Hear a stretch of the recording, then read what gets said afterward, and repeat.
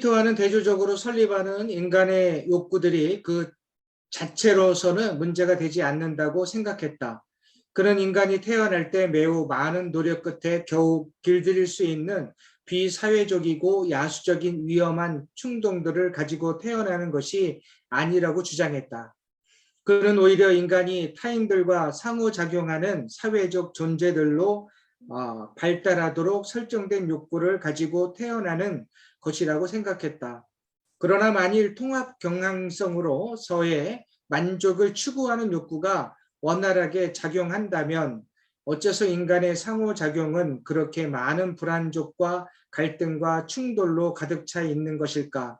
설리반의 생각으로는 거의 모든 인간의 시도들 가운데 가장 문제가 되는 것은 불안이다. 그리고 그 불안은 만족을 추구하는 욕구가 아기 안에서 자발적으로 발생되는 반면 외부로부터 아기에게 닥쳐오는 것이다. 설리반은 두려움과 불안을 구별하였다. 만일 커다란 소음이 발생하거나 배고픔이 해결되지 않거나 어떤 긴장이 증가하면 아기는 두려워하게 된다. 두려움은 실제로 통합 경향성으로서 작용한다. 그것은 울음이나 동요로 표출되면 그것은 양육자가 아기를 달래고 그 문제를 해결할 수 있도록 상호작용을 이끌어낸다. 이와는 달리 불안은 아무런 초점을 갖고 있지 않고 아기 안에 증가하는 긴장으로부터 발생한 것도 아니다. 불안은 다른 사람으로부터 유입되는 것이다. 감정 상태는 전염된다. 누군가 안절부절 못하면 다른 사람들도 그렇게 된다. 한 사람의 성적 매력은 다른 이에게 성적 감동을 유발한다. 아기들은 특별히 다른 사람들의 감정 상태에 예민하다고 설리반은 믿었다. 그들의 감정 상태는 자기들 주변의 사람들에 의해 지대하게 영향을 받는다. 설리반은 이렇게 양육자로부터 아기에게 감정이 전염되는 현상을 가리켜 공감적 연결이라고 불렀다. 만일 양육자가 이완되어 있고 편안하다면 아기는 행복한 안락함과 원활하게 반응하는 욕구들로 생겨나는 다소간의 긴장들 사이를 원만하게 왕복하게 된다. 그러나 만일 양육자가 불안하다면 문제는 달라진다. 설리반은 양육자의 불안이 아기에게 유입될 때 그것은 초점도 없고 분명한 원인도 없는 형체 없는 긴장으로 경험한다고 믿었다. 만족을 추구하는 욕구와는 달리 불안 감정은 긴장을 달래줄 상대가 자신에게 긴장을 유발한 사람이기 때문에 통합 경향성이 작용하지 않는다. 아기와는 전혀 무관한 이유로 불안해하는 현실적인 어머니가 있다고 가정해보자. 아기는 그 불안을 곧 흡수하고 경험하며 그 불안은 해소되어야 한다. 즉 아기는 만족을 찾는 다양한 욕구를 느꼈을 때처럼 울음을 터뜨린다. 어머니는 아기에게 다가가 관심을 보이며 그를 시키려고 한다. 그러나 그녀가 아기를 달래기 위해 가까이 갈수록 아기는 그녀의 불안을 더 가까이에서 느끼게 된다. 아마도 그녀는 아기의 괴로워하는 모습에 더욱 불안해질 것이고 아기는 그녀가 가까이 있을수록 더 불안해질 것이다. 양육자가 자신의 아기를 그들의 불안 상태로부터 끌어낼 수 있는 길은 발견되지 않는 이상 아기는 어쩔 수 없이 눈덩이처럼 커지는 긴장을 경험하게 된다. 설리반은 아기에게 있어서 불안은 초기 경험에 지대한 영향을 끼치는 악몽과 같은 것이라고 생각했다. 불안은 긴장을 주고 무서움을 부르며 그것으로부터 빠져나갈 수 없을 뿐만 아니라 또한 만족을 추구하는 아기의 모든 욕구를 해체하는 경향이 있다. 불안해지면 아기는 먹을 수도 안길 수도 잠을 잘 수도 없다. 이와 마찬가지로 성인의 불안도 사고와 의사소통, 학습, 성적 행동, 정서적 친밀감을 방해한다. 처음에 우리가 조금 봐야 될 것은 프로이드는 우리는 어떤 동물적인 욕동을 타고났다고 하는 이런 성적 욕동이나 공격적인 욕동, 사회적으로 용납되지 않은 욕동을 타고났기 때문에 이 욕동들을 어떻게 통제하느냐가 이 사회를 보호해내는데 이 욕동의 적절한 통제가 필요하다라는 이론 속에서 초기부터 이러한 이론이 발달하면서 아마 이제 이런 사회 보장 기능, 사회를 보호한다는 기능을 우리 인간 안에 내면화하는 게 슈퍼이고라는 어떤 심리 내적 기구가 발달한다. 이제 이렇게 설명을 하고 있죠. 그래서 그 이드의 세계와 슈퍼이고 그리고 이고라는 걸 설정한 이런 배경 속에서는 부정적인 어떤 사회 그대로 방치해서는 안 될 위험한 욕구들을 우리가 타고났다. 이런 전제에서 인간을 이해하게 된 거죠. 그래서 굉장히 부정적인 어떤 인간관이 밑바닥에 깔려 있어요. 근데 설리반이 봤을 때는 우리는 이런 위험한 충동들을 가지고 태어나는 게 아니고 타인과의 상호작용을 하는 사회적 존재들로 발달하도록 설정된 그런 욕구를 가지고 태어났다. 이렇게 설명을 하고 있죠. 설리반의 이 얘기를 우리가 이 저자가 설명한 영어 원문으로 제가 좀 설명을 해보면 We have evolved into social creatures who are wired in a way that draws us into interactions with others. 이렇게 표현을 하고 있는데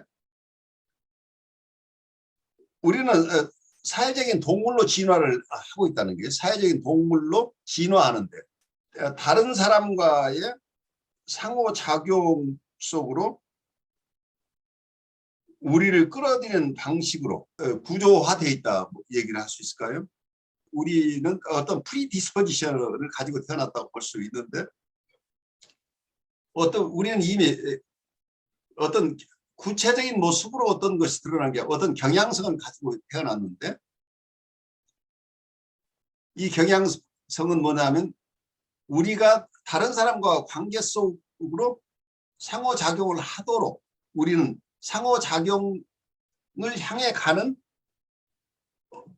어떤 경향성을 타고 태어났다. 이렇게. 그래서 상호작용, 우리를 다른 사람과의 상호작용 속으로 가도록 함으로써 우리는 이 인터랙션 속에서 상호작용 속에서 우리가 필요한 것을 얻도록 구조화되어 있다. 그래서 아이는 태어나면서 엄마하고 관계 속에서 자기가 엄마하고 관계를 맺으면서 내가 필요한 것을 얻도록 이런 경향성을 타고났다고 하는 게 구체적으로 어떤 모습으로 이 경향성이 드러나는 환경과 접하면서 일어나겠죠. 하지만 이런 점에서 이런 경향성을 타고났다는 것 자체가 설리반 얘기가 완전히 우리 환경 중심이긴 하지만 환경 중심만은 설명할 수 없어요. 이걸 역동은 아니라고 얘기를 할 수 있을지 모르지만 이런 우리에게 와이어된 어떤 것, 우리의 내적으로 우리가 태어나면서 이미 상호작용을 할 수 있는 이런 경향성을 가지고 태어난 이것 자체를 하나의 뭐라고 할까요? 이것도 하나의 우리의 인본이라고 볼 수 있는 거죠. 그리고 완전히 환경이라고 하는 것은 저는 성립이 안 되는 이론상 무슨 성립이 안 되는 거죠. 상호작용을 하는 상호작용 인터퍼스널 쪽의 이론인데 인터퍼스널한 이론을 만들어가기 위해서는 우선 왜 이 아기는 엄마하고 관계를 맺게 되는가. 이미 그 관계를 맺는 것은 아이 안에 태어나면서 대상과의 관계를 맺으면서 그 속에서 나의 만족을 얻고 싶은 필요가 있는데 그 만족은 대상과의 관계 속에서 얻는 것이다.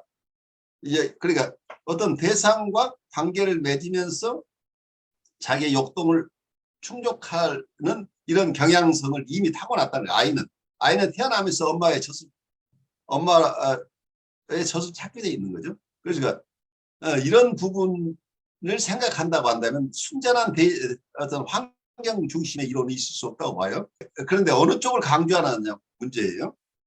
이 프로이드가 얘기했던 이 욕동, 우리 성적 욕동이나 공격적 욕동이 가장 큰 동기가 되느냐 아니면 이 환경과의 인터랙션 속에서 자기의 만족을 얻는 이 과정 중심으로 인터퍼스널한 것에 포커스를 맞춰서 이론을 구성하는. 근데 인터퍼스널한 관계 속에서 자기가 필요하는 것을 얻는 이런 경향성을 이미 타고났다. 이 경향성 자체는 타고난 것이라고 봐야 되지 않겠냐 하는 게 제 생각이에요.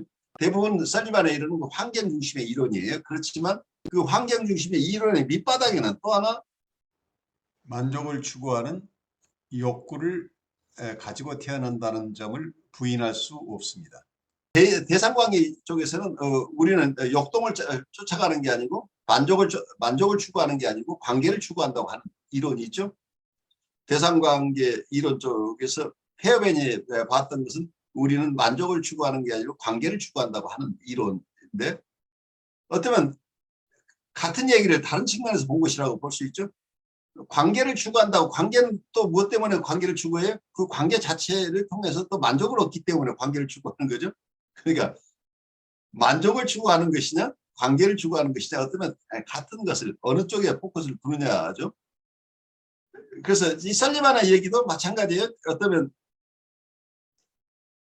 대인관계 속에서 자기의 필요한 것을 내가 필요한 것을 공급해 줄 대상을 찾는 거니까 그런 경향성 같다고 하면 이 경향성 자체는 이거 자체를 그냥 하나의 프로이드식으로 드라이브라고 얘기를 할 수 있겠죠. 다른 어떤 타인과의 관계 속에서 자기가 필요한 것을 얻고자 하는 이런 경향성 이거 자체를 하나의 어떤 드라이브라고 만약에 우리가 이름을 붙인다면 프로이드가 봤던 드라이브하고 다른 드라이브를 가지고 사회생활을 통해서 그 어떤 사회 속의 이론이 됨으로써 그 속에서 어떤 만족을 얻는 이런 경향성을 우리는 타고났다. 그래서 그 사회 경향성 중심으로 이론이라고 한다면 프로이드의 이론은 이런 이 역동 중심 구체적으로 성적 욕동이나 공격적인 욕동이라는 이런 조금 더 스페시파이드 조금 더 구체적인 컨텐츠를 가진 욕동이라고 얘기를 한다면 어쩌면 이 설리반의 얘기는 사회생활 속에서 상호작용 속에서 자기의 필요를 충족시켜줄 대상과의 관계를 추구하는 경향성을 가지고 태어났다. 그럼 캐런 호나이 같으면 셀프 리얼라이제이션 자기 실현을 하고자 하는 욕동 드라이브 포 셀프 리얼라이제이션의 욕동을 가지고 태어났다. 그래서 프로이드는 성적 욕동이나 공격적인 욕동이라는 의미에서 드라이브라는 용어를 구체적으로 쓴 사람이지만 다른 분들이 구체적으로 이걸 드라이브라고 이름을 붙이거나 안 붙이건 우리가 그냥 순전하게 백지 상태로 태어난 것은 아니라고 보입니다. 보통 환경론자들은 우리는 백지 상태로 태어났기 때문에 사회가 원하는 대로 이 인격을 마음대로 교육시킬 수 있다고 하는 주장을 하고 있는 게 환경론이에요. 그렇지만 구체적으로는 이게 사회적으로 이런 게 가능해지는 것은 이 설리반의 설명에 의하면 우리는 이미 상호작용 속에서 자기의 필요한 것을 얻고자 하는 경향성을 이미 가지고 태어났다 하는 이런 생각을 설리반이 하고 있었지 않았나 저는 그렇게 생각을 해봐요. 그래서 무엇을 드라이브라고 부를 것이냐 우리가 타고난 것을 우리는 아무것도 가지고 태어난 게 없느냐 아니면 이미 태어날 때 어떤 것을 가지고 태어났느냐 그럼 우리가 가지고 태어난 것은 무엇이냐 하는 것들이 각각 다른 이론에서 다르게 보고 있는 거죠. 좀 되게 인상 깊은 게 그게 아기가 이제 불안을 느끼는 것은 굉장히 독특하다 그래야 되나? 어쨌든 자기가 느낀 감정이 아니다.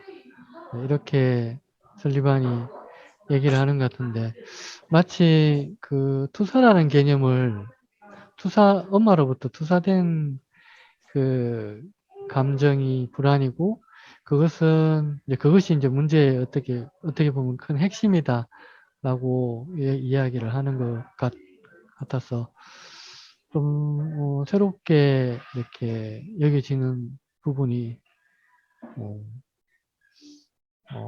아기가 스스로 가지는 두려움들은 관계 속에서 충분히 잘 해결할 수 있는데, 투사된 그 엄마의 불안은 굉장히 문제가 커지는 그런 것으로 이렇게 좀 생각이 되었습니다. 아주 정확하게 보신 부분이에요. 그래서 needs for satisfaction이라고 하는 것, 아이가 가지고 있는 것은 만족을 추구하는 욕구예요. 이 만족을 추구하는 욕구는 만족을 시키고자 하는 다른 욕구를 불러오기 때문에 이건 해결이 가능하다. 아기가 배가 고프면 엄마가 젖을 주고 싶은 욕구를 가진 대상이 이걸 채워준다는 얘기예요.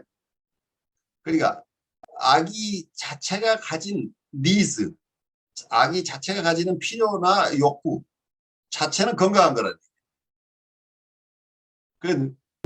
이 need for satisfaction, 만족을 얻고자 하는 욕구 자체는 양육자, 케어기버가 거기에 상응하는 욕구가 생겨나기 때문에 그 욕구에 의해서 해소가 되는 거죠. 그런데 해소가 되지 않는 부분은 자기 안에서 생겨나는 게 아니고 양육자가 가지고 있는 불안이라, 유입된 것, 양육자의 불안이 유입되는 것, 이것은 아이가 막아낼 수 없는 거죠. 이게 대상광의 이론 가들은 이걸 투사적 동일시라고 설명하고 있는 거죠. 그러니까 엄마가 가지고 있는 불안을 아기에게 투사한다는 얘기가 되는 거죠.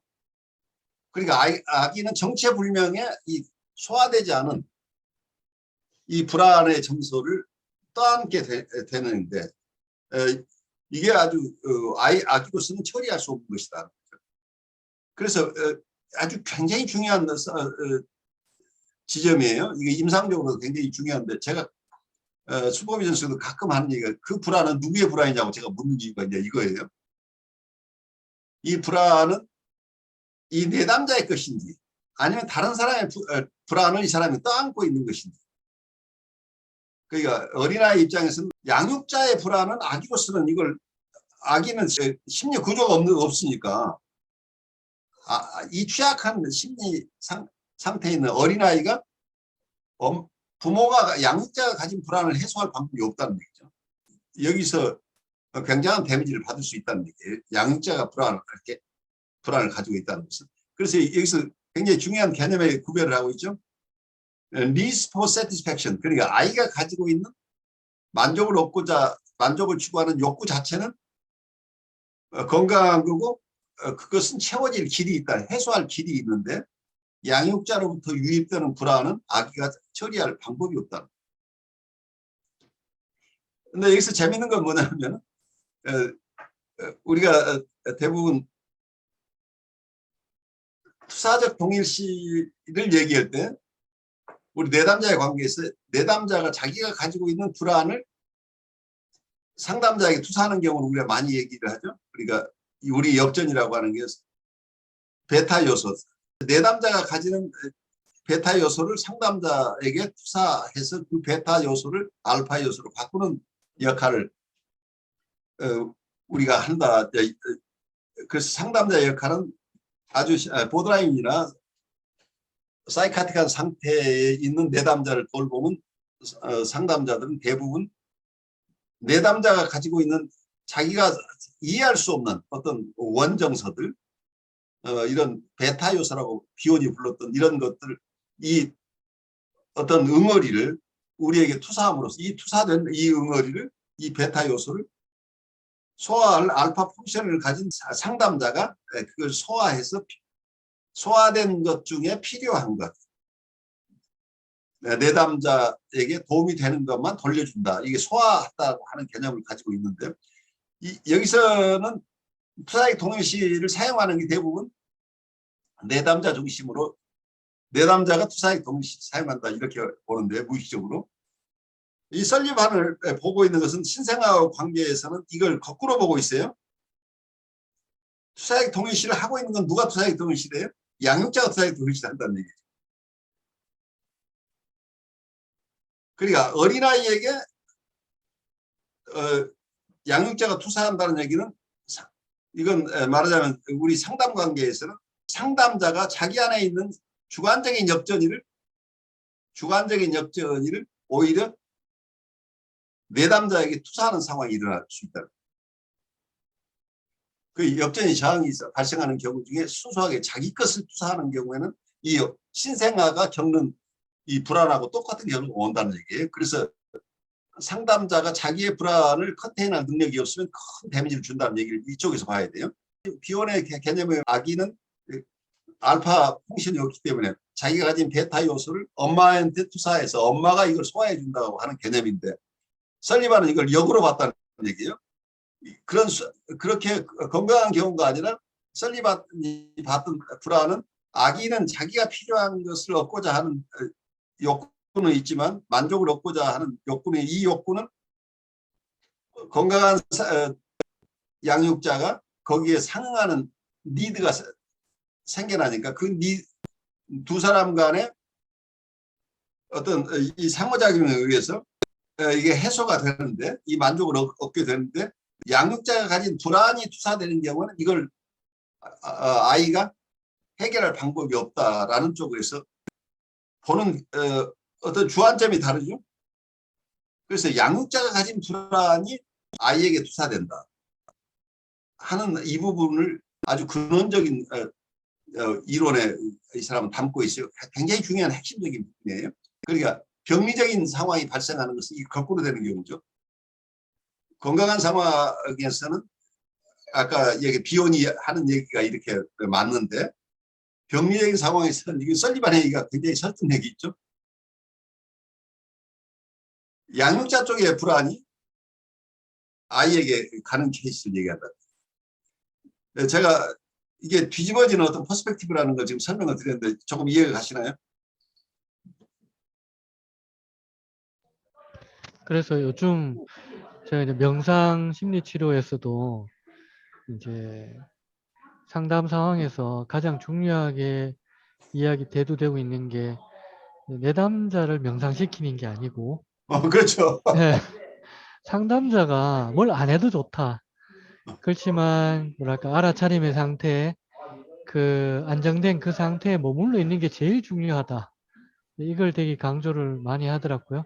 그게 좀 이제 더 확실하게 이해되는 것 같습니다. 바로 그러니까 어느 치료 방식이나 용어가 다를 뿐이 같아요. 그러니까 이게 컨테인먼트라는 개념이죠.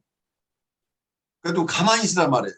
지금 그러니까 이게 메디터티브 애티튜드라고 그래, 명상적인 태도를 유지할 것은 치료자예요. 상담자가 이런 명상적인 입장, 혹은 저는 그거보다는 컨템퍼러티브 애티튜드를 가져야 된다고 보는데, 관상적인 태도. 메디테이션은 보통 우리가 지적으로 인터랙션한 작업들이 더 강조되는 부분이에요.